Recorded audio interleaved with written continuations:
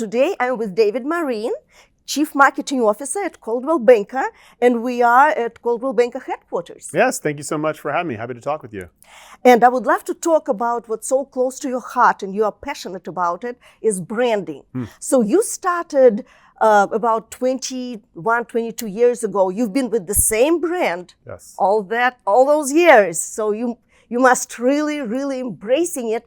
And I think the reason it's so easy for you, it's because you are constantly evolving the branding for Coldwell Banker.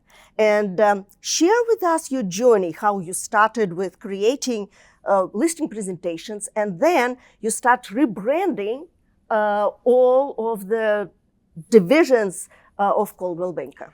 Yeah, I started with Coldwell Banker about 21 years ago, March of 2002. And actually, the reason that I joined the brand is because I got laid off from a previous job. I was working for a small agency, and I walked in on Valentine's Day of 2002 and found out I was getting laid off. So I was unemployed for 2 months and eventually found a job on hotjobs.com to be the electronic product manager for Coldwell Banker.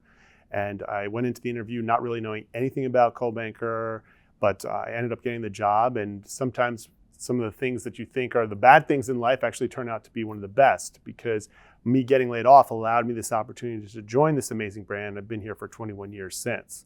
But you're right, my first day at Coldwell Banker, I walked into my boss's office. He took this 3-ring binder, he put it on the desk in front of me, and he said, "This is a listing presentation. It's the backbone of an agent's business, but we have to find a way to make it digital." So I said to him, "Do you mean like turning it into a PowerPoint presentation?" And he said, "Can you do that?" And I said, "Yes." And so he says, "Well, you got 3 months." And I said, "I could probably do it in a week." So I have the honor of creating the first ever PowerPoint listing presentation in Coldwell Banker history. And from that point, really, it's been, I'm really blessed in a career standpoint to be part of this amazing brand for so long and be able to be part of some of the amazing changes that it's made along the way, from the advent of our video first YouTube channel to new mobile applications to what we're doing on social media, to then eventually being able to rebrand Coldwell Banker, in the first rebrand in over 40 years. And that is the fruit of your labor. Yes, it is. Yes. It looks quite good on the wall there, but that was quite a journey to be part of that, because a lot of people, the brand hadn't changed in over 40 years, right? And so people got used to things, and there was this sense that we don't need to change it because everybody knows what it is. But we did some research in talking with consumers before we even ventured into a rebrand. We want to find out, like, what do people perceive Coldwell Banker as?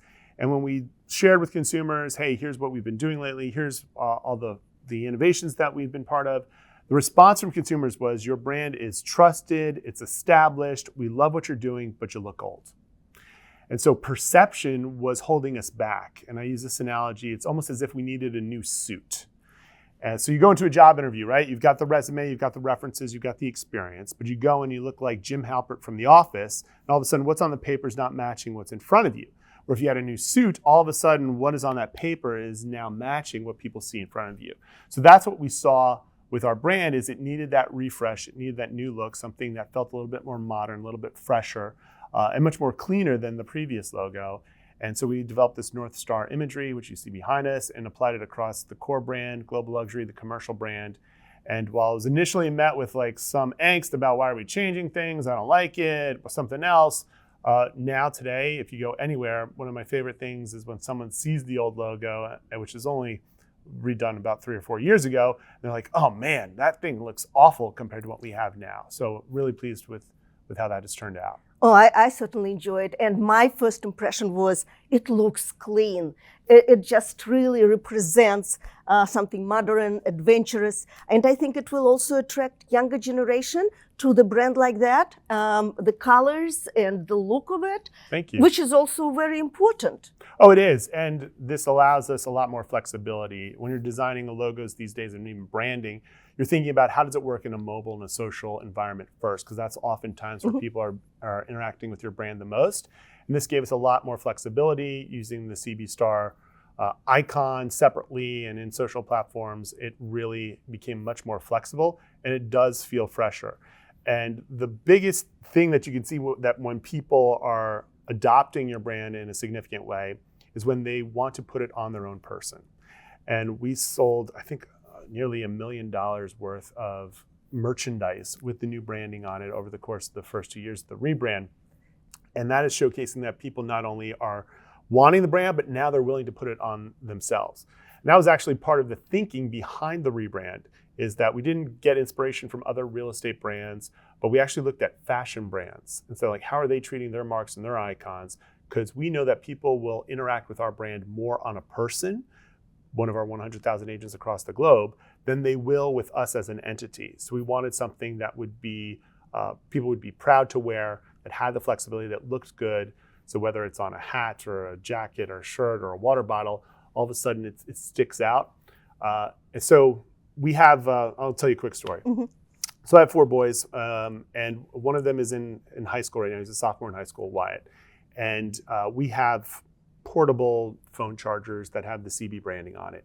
And so even when Wyatt and then when Logan was in high school, I would have extra phone chargers that I'd get at events. And some of the kids saw my son having them and they're like, oh, can we get one too? So I would give away a phone charger here, a phone charger there. And all of a sudden, the basketball team knew the Coldwell Banker branding. So this past summer, my son Wyatt gets a text from a friend who took a picture of a billboard in upstate New York and says, hey, tell your dad they're using the old logo. And he sent an image of a billboard, had the old logo on it. So I've got my own band of brand ambassadors out there. We're making sure that people are using the logo correctly. Isn't that something? It is. It's amazing that the kid felt the importance of keeping this beautiful, open-minded brand everywhere, and he noticed, he paid attention. Yes, and they liked the branding. They thought, hey, and when they saw something else that didn't look like that, they knew something was wrong. And they're like, that doesn't look as good. Mr. Marin needs to know this. And so you've now been warned out there. If you're using the old logo, I've got a band of people who are out there checking. Well, the kid deserves another charger. He does. He does. I think we got him a water bottle too. That's a beautiful story, actually. And continue this conversation about the brand. Agents. It used to be 10, 15, 20 years ago that the agent has to use the company's brand and cannot really step to the right or step to the left, was not allowed. Now it's changing, and you have a whole department that creates branding for agents that they can align themselves with Coldwell Banker, but make themselves a little different. Yeah, one of my favorite phrases to use about the power of Coldwell Banker is that it's your name next to ours. That's really what makes the combination powerful, and that's why we've been successful for 117 years. So when you put those two things together, you're getting the national and international representation, recognition of the brand to go along with your local expertise and your local sphere that is associated with your name. What I try to do as in charge of marketing for the brand as a whole is make agents want to use our branding. They want to gravitate towards it. We have a history for the last 12 years. We've had the #1 highest rated and most effective ads in the entire real estate industry. And so that's showcasing to them our messaging and our creative that we're developing, we know works with your audience, with your consumers. Take that and use that, and you will become persuasive and showcase your leadership as well. So when you put those two things together, that's really what I think the power of the Coldwell Banker marketing and our brand is. So when you say, hey, we're going to provide national recognition and scope and powerful messaging and creative, take that and align that with your own local expertise, and that is an unbeatable tandem in my estimation. And I'm sure it's working well. As a matter of fact, we were just at the convention, and Coldwell Banker had an event right after the convention, and everyone had Coldwell Banker. They were dressed, who in suits, who in sweatpants, because it was like afterwards, long day. But they all had Coldwell Banker pins, and a lot of them had the Coldwell Banker sweatshirt or a T-shirt or a hat. And it was fun. They didn't have to. Yes, but it's pride, and they want to be part of, everybody wants to be part of something that is bigger than themselves. And I think that's the beauty of being in charge of a legacy brand that's been around for over 100 years, is that there is something behind that name. And consumers know it, our own agents and the industry knows it as well. And Coldwell Banker has always stood as a leader in the industry. Being part of a leading brand, I think, means something to people, whether they express it specifically that way or not. But that's what gives me the most pride, is when I see agents that are out there that are wearing the branding. And even when I go to Went to a high school basketball tournament in Ohio last year, and someone came up to me because I was wearing my Coldwell Banker jacket, and they said, "Do you work for Coldwell Banker?" And they knew it from across the room, and we got to talking with them in connection, and they were there watching their kids play as well. And that's really the beauty of this network. And while the brand is powerful, while the imagery is beautiful, it really comes down to the people that are part of it. I think when you look from a leadership standpoint, that's part of the brand as a core to our agents that are across the globe. That's really what's made Coldwell Banker successful and will continue to do so for the next 100 years. Oh, absolutely. Yeah, at least 100 years. Yes, sure. Well, I also understand that you love storytelling. Storytelling for you, you are passionate about it. You invest a lot of thoughts into how to create one. I believe in storytelling as well by telling the story through marketing tools about the house. You can use the drone footage, you can use the walkthrough video, you can use some beautiful photos, but you are telling the story. And I'll tell you a short story. Once my husband and I, we had our own company, and we were doing photography at one of the houses on Long Island. And the lady was telling me how this dining room for 40 years had at least 50 people for Thanksgiving dinner. Oh, wow. And here is the kitchen where she cooked everything herself, and whoever wanted to come and help. And that was a story. You know, I could imagine myself, I couldn't afford that house, but but if I could imagine myself at that dining room table for so many years, coming in and see the kids grow. And that was a story. So I couldn't really relay that story through my photos, but I recommended the agent to use it somehow, at least in a write-up, that it's just like it's really a home. But how do you relay your stories, and how do you introduce it through marketing? Yeah, storytelling to me is the most powerful tool in a marketer's arsenal, and especially in a sales organization. There's a great book by Peter Guber called Tell to Win, and he talks about using stories to make some of the largest business transactions that he had. And he's been involved in everything from Mandalay Pictures to part owners of the LA Galaxy and so on. I really think that in our industry, even from when I first started, there was always this talk about value proposition. What's your value proposition? How do I explain my value proposition? What's an agent's value proposition? And really, when you substitute value proposition for story, it gets a whole lot simpler. What's the story of Coldwell Banker? We've been around for 117 years. We're the longest running national real estate brand with the most effective advertising in the industry that sells over $280 million in luxury home sales every single day. Like that, to me, that's a story in and of itself. And so what I look for as my team is to try and find ways to, not only just to the consumers, but even to our own agents, to tell the story of what we're doing and how it can be helpful. And we found a ton of success from an advertising standpoint and through our national campaigns through that. Our Dream campaign, which we launched this past year, we found that those that engage with our ads are 3.7 times more likely to work with a Coldwell Banker agent than those that don't view our ads. So if you just show someone our ad, they are nearly 4 times more likely to want to work with you than if they hadn't seen it. Mm-hmm. That's persuasive storytelling in the most effective way, and it's producing the results as well. So everything that we do has a story component to it. And the emotional side of storytelling versus just looking at the facts and figures is really what persuades people. As humans, we are wired to accept stories, but when we're presented with facts, we tend to question them. It's why when you see something is 25% off, the first thing you do is you do the math to see what is that truly. But when someone's telling you about that amazing story of here's how you can use this in this thing, you're accepting that as fact because we're wired to do just that. So that's really why I think that storytelling is a key element to what we do. And how do you introduce that approach to your agents that they can use storytelling in their presentations, in their everyday life, and how they can relay Coldwell Banker story when they meet a client? Yes, so we've really focused on this idea of custom marketing over the past year. And it was how can we take, if we have the most effective ads in the industry, and they're persuasive, you're 4 times more likely to work with us after seeing them. And we know they're producing results on the side, on the end, because we're seeing that for every dollar we spend in media, it's resulting in $10 in revenue. So we've got the full package, but now we just want our agents to be able to use this for themselves. So we've created mechanisms by which they can customize our award-winning, persuasive, nationally recognized ads and then use them locally through custom video, through what's called our marketing center to customize social graphics, and different materials there, so that you can take the most persuasive advertising in the industry and then all of a sudden make it your own. And one of my favorite things is over the years, people would see ads that are like, Dave, that's a great ad, love that ad, but that palm tree is not a Florida palm tree, it's a California palm tree. That cactus is not an Arizona cactus. And so now we've allowed them through custom video to basically make adjustments, add in the imagery that they want specific to their local area, update the end cards with their own call to action, drive people to their local sites. We've taken some of our technology like the Move Meter and CB Estimate tools and allowed agents to embed those full units into their local sites so that they now have the power of what we're offering on our national sites on their own local sites as well, and they can take our messaging and drive people to their own destinations too. So when you put that all together, it's really giving a perfect marriage of what we're doing from a national standpoint, but allowing it for a hyper-local level. That is amazing.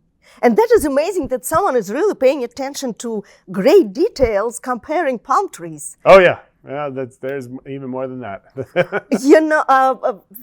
I sometimes look at different advertisements in magazines, and here it is. Property is advertised in Florida, and it's published somewhere in Buffalo. If you think they're going to buy that house, you should definitely do that. But you are not substituting something that you want to talk about in Buffalo using palm trees, because that will only upset people. And that's what happened with some of the marketing companies, that they promote, oh, you should be ordering floor plans, and then they show photos with palm trees. That's unacceptable in my opinion. Well, actually, I don't know that I agree with that, because especially in today's day and age, one of the things we're focused on is really driving sellers. And listing inventory is an issue across the country, right? Yeah. And probably globally as well. So in order to increase inventory and to get more sellers, you got to get people to get the heck out of town. So that's what I've been talking to agents, and we open up our dream campaign with the question, if you could live anywhere, where would it be? And oftentimes when I ask people that, very rarely do they say where they currently reside. It's always someplace else. Oh, I wish I could live on the lake. I wish I could live near the water. Oh, I want to be in the mountains. I want a log cabin amongst the trees, whatever that might be.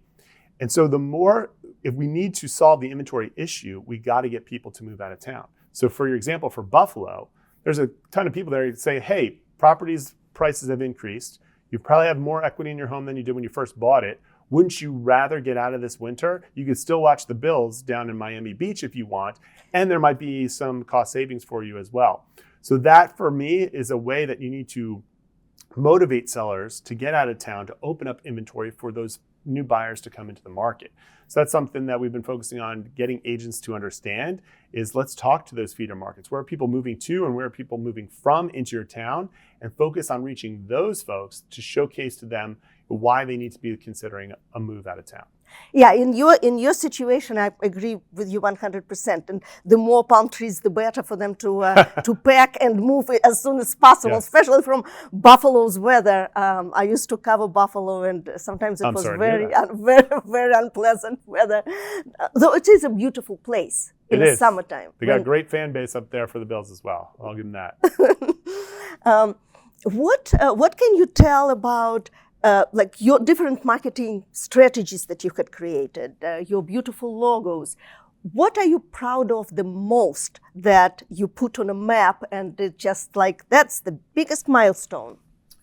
Oh, I have to pick one. There's been so many different things that I've been able to be involved in. Other than the rebrand, since we already talked about that, one of the biggest things was launching our YouTube channel, which at the time was called Coldwell Banker On Location.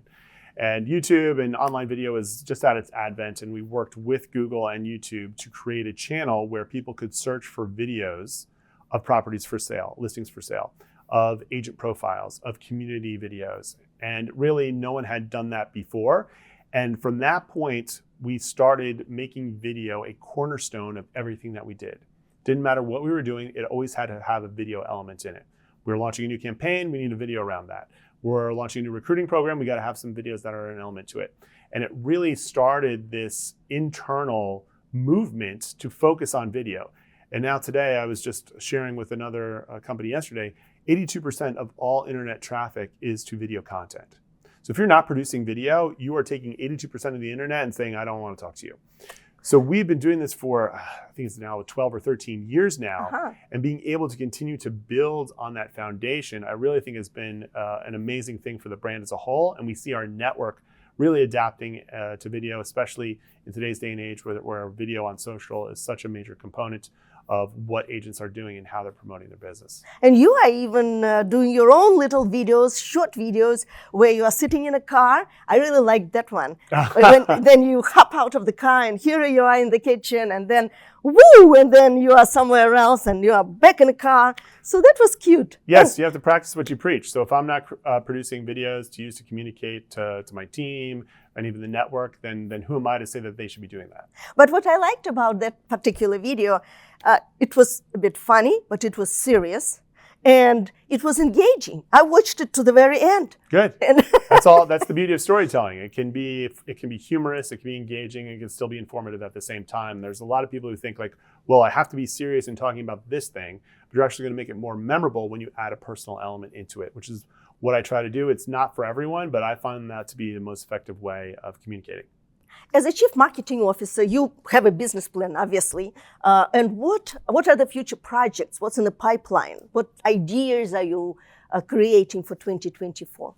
Yeah, we're actually still focused on this idea of a seller strategy, trying to get sellers off the fence, focus on driving inventory. We're actually going into the third year of our dream campaign. And I often tell people it takes 3 years in this industry to get your network to adopt anything. And so we're really starting to see now a huge adoption of some of the things that we've rolled out, like our Move Meter matchup that's in partnership with our Thursday Night Football promotion on Amazon Prime, our use of custom video, where our agents have customized nearly 18,000 videos over the last year that we've provided content for them. So looking to really ramp up some of the adoption of those and continue that campaign. We also have some big ideas and some irons in the fire that I'm not going to reveal fully right here, but you can also expect that we also see the luxury market as a big focus for us.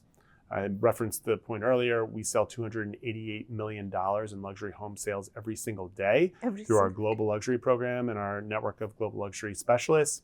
So in the coming year, you can expect that you're going to see some new content from us around that, some new mastermind sessions that we're doing with our agents.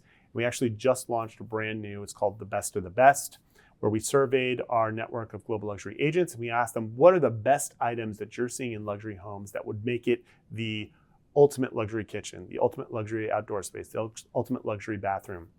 We compiled this list of items. We just launched it this past week that showcases what truly is the best of the best to make a luxury home. So you're going to expect more of that type of luxury content and integration with our agents in the coming year, as well as a few other things. Mm-hmm. And just a few words, because I really would like to come back to those beautiful logos that I really enjoy. What do they represent? Well, obviously, Coldwell Banker Commercial, it's all for the commercial real estate. The one to the left is Global Luxury, so that's the one you are talking about, that you are trying to promote more and invest more energy.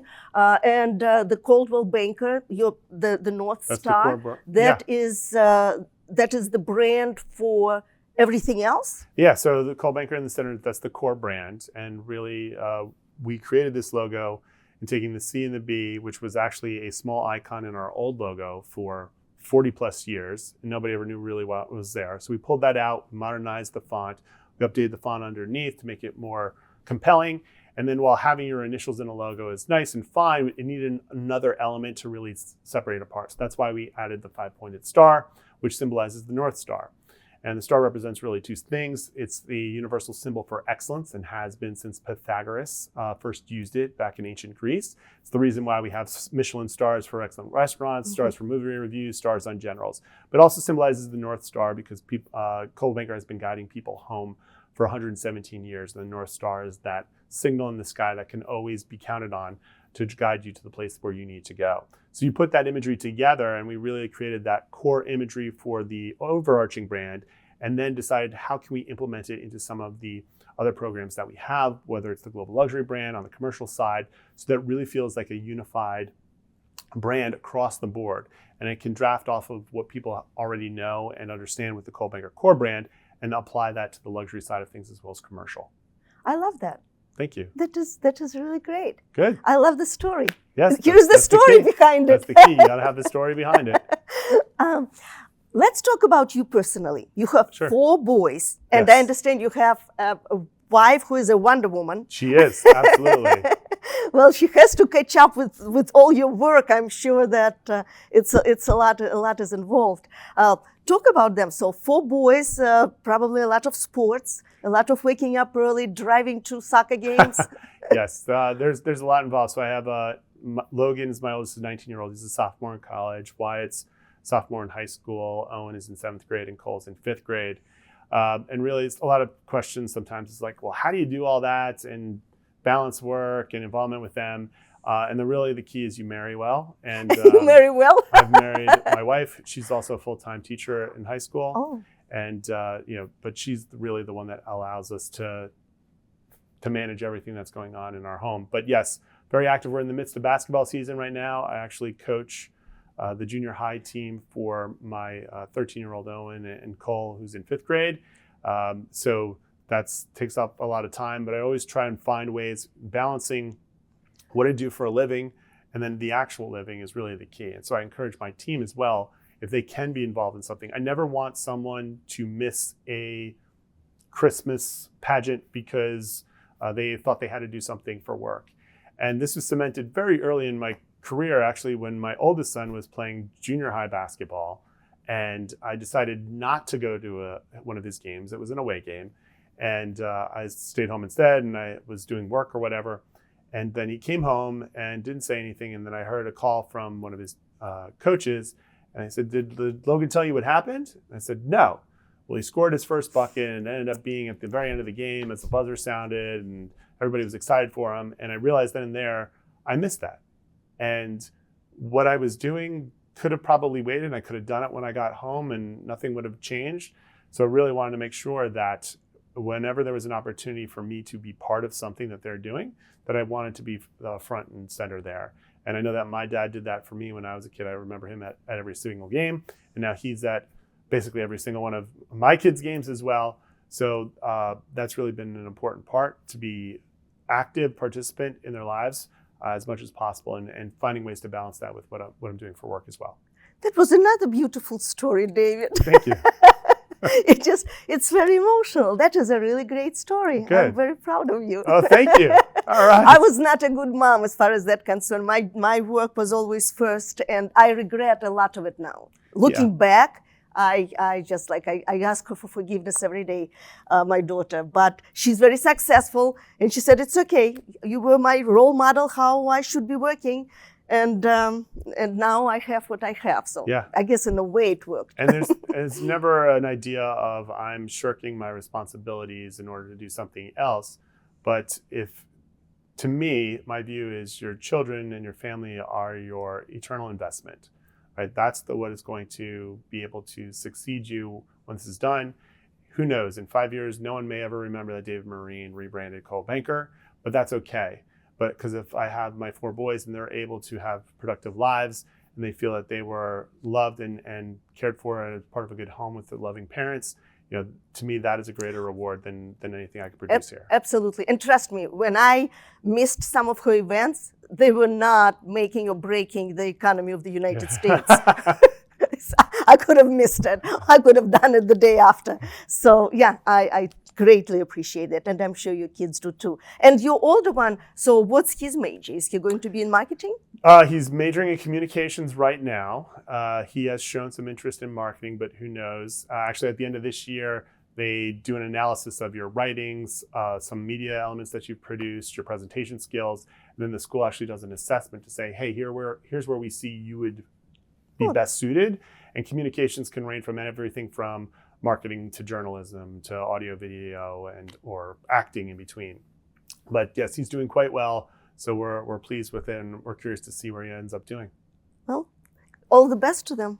Appreciate it. Yeah, and thank you so much, David. I wish all the best to you and to your marketing team, to your family. Obviously, that comes first, and that's what I should preach to my daughter going forward. Well, it's my pleasure. Thanks so much for having me. Thank you. All the best. Cheers, everybody.